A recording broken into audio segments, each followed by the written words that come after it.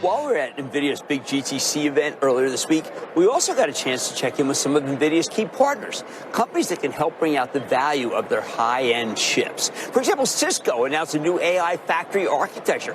They're developing something with NVIDIA to help enterprise customers deploy, manage, and secure their AI infrastructure. Yesterday, I got a chance to speak with Jensen Huang. He's the founder, president, and CEO of NVIDIA, along with Chuck Robbins, the chair and CEO of Cisco, about this new announcement and what it means for AI security. Take a look. Well, here's a treat. We have Jensen Huang and from NVIDIA, of course, and Chuck Robbins from Cisco, emblematic of the partnerships that we saw. These are exploding, meaningful partnerships. Jensen, what's it like to partner with Chuck to do some of these things? I need to know how these things work. Well, you can't partner with a nicer guy, and you can't partner with a company with more might and more domain expertise. You know, there are two things that we're working on together, and both of them are completely revolutionary. The first one is, as you know, we've been inventing AI for the clouds, but we want to bring AI to the world's enterprise. And AI reinvented the entire computing stack, from compute, networking, storage, the operating system, and the way you develop the applications on top. And yet today's IT infrastructure, enterprise IT infrastructure, is basically the same as it's been for a long time. And so Chuck and I are going to go and work on re-racking that entire infrastructure. And there's a few $billion worth, a few $trillion dollars worth of infrastructure built around the world, and we got to go reset that.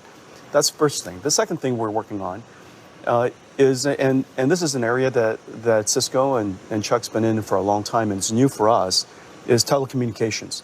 As you know, telecommunications is also built on data centers. And that data center is about to get reinvented with 6G and AI. And so the two of us are working on a whole new stack for that. Any one of these would be a $1 trillion opportunity. I know that since you bought Splunk, you're even better at these things. So what's it like to work with Jensen and the NVIDIA team, and how is it additive to Cisco, and by the way, to Cisco shareholders? Well, you can't find a nicer person to partner with than Jensen. It's been fascinating. So Jensen called me probably 14 months ago, and I said, "You're the king of the world. Why are you calling me?" And we sat down and started talking about the enterprise opportunity then, and we talked about the fact that our technology stacks are super complementary. So we have, even though he does have a bit of a competition, some of your products. Yeah, but we talked about it early on, and I said, if our teams are going to do it, we're going to position our networking gear, and he's like, fine, do it. That's fine. You're with a me. lover, not a fighter. Well, he is. We're both lovers. We're both lovers. And so now we're partnering on networking. Yeah. NVIDIA. So the last announcement we made. Exactly. He validated our networking within their validated architecture. I think we're the only ones you validated. Yeah.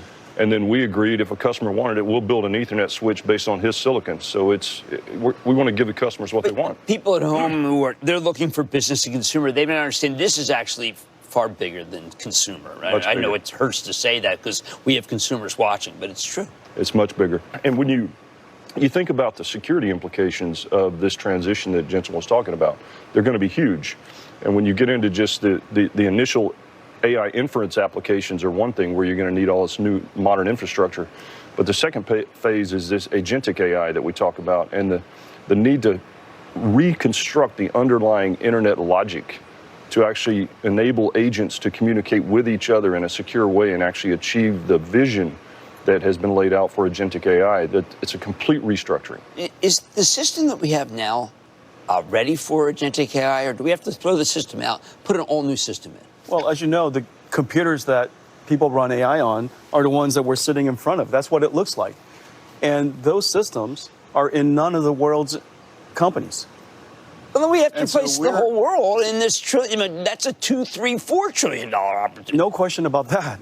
Yeah, you agree too? It's a giant journey, and we got to start it. And so that's why I called Chuck. You know, nobody knows enterprise computing better than Chuck.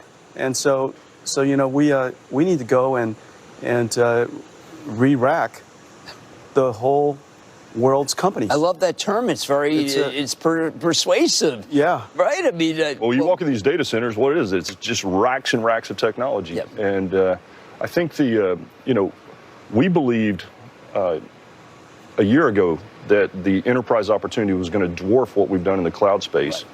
And I've heard you say the same thing recently. So we think this opportunity is even bigger. Put your business roundtable hat on. How do we help as a country? I asked Jensen this earlier. The country has to get behind you. The administration has to get behind you. This is also a competitive world. How are we doing? Oh, I think we're winning right now, for sure. I mean, look at this guy and what we're doing in this space. And then the ecosystem that you see all around us here that's been built up around the AI factory notion.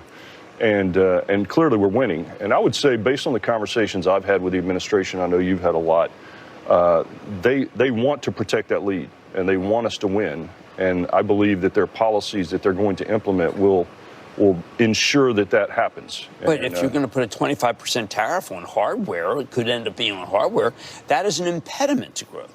Well, we'll see where they land. I think that you were talking about tariffs earlier today. I think there's going to be a lot of logic behind where they end up.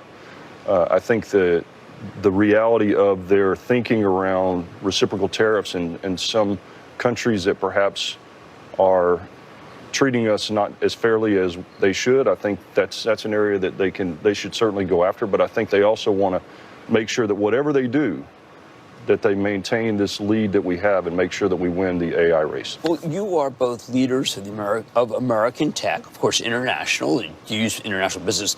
Are we? Is American tech, is the conversation as important as, do people get it? Do you think the average American gets how important what we're discussing is to their lives? Well, there are two ways to answer that. Well, first of all, you were talking about international, Jim. I think that in no initiative and no foundational technology that I've ever known since the internet has the world and the leaders realized the importance of artificial intelligence to them. And the reason for that is because no country wants to outsource and let somebody else advance their intelligence. And so this is really, really important to every country, and that's why the conversation is so relevant. With respect to people across the country, I do think that artificial intelligence as a technology is in the forefront of almost every conversation. And so everybody knows about the technology and why it's important, I think. It's impossible for them to realize the social and the economic and the industrial implications of artificial intelligence. But at the Here, we're mostly talking about the industrial implications. Right, but at the same time, the notion of, GDP, the Federal Reserve, where the economy, this transcends all of that. That's just not as important as we used to think. Well, 5 years ago, we thought 5G was super important, and this dwarfs the whole discussion around 5G. Every time I went to Washington, we were talking about 5G and Open RAN and all these things, and they were all worried about it. No one talks about it anymore. It's all about this is AI. Unbelievably positive. We have to put a value judgment on it. Don't we have to decide to either believe or just think that the world is flat? Everybody is so excited about it because we all see the wonderful potential of it. Whether it's for science or healthcare or just economic productivity. I mean, we all see the insane opportunity ahead of us. Of course, there's also the wonderment of it. And right, right. That's the word. Yeah. Because that requires our imagination. Yeah. And we got to get our heads bigger. We have to, somehow, you guys, you're the leaders. You have to explain how important this is to our country and the world, because it is not, we're trapped by the four walls of our current intelligence. Yeah. Well, if you think about one of the most powerful things of this partnership is we come together and we actually simplify enterprises' ability to deploy AI applications. That's when you start unlocking the benefits in healthcare. So the enterprise customers need help understanding, how do I do this simply and secure, and how can I do this in a way that I feel good about it and I trust it and it's secure and I'm not at risk with my employees or customers' data. And that's what we're going to do together. And I think that's when you're going to see this healthcare, the thing you talk about all the time with science and healthcare and revolutionizing cures for diseases, as an example. we need to go help them build the infrastructure that's going to allow them to do that. To do that, we need enterprise IT. That's correct. Yeah, that's why enterprise IT is such a And major then that thrust. benefits the human in the United States every day. Well, I want people to understand that. And you, both of you are great communicators. Chuck Robbins, who is the CEO of Cisco, $400 billion in 2000, but now much bigger in terms of what you can become. Much bigger. Much. And of course, Jensen Huang, NVIDIA CEO. Gentlemen, thank you so much for being the leaders that you are in coming to Mad Money. Thank you. Mad Money's back.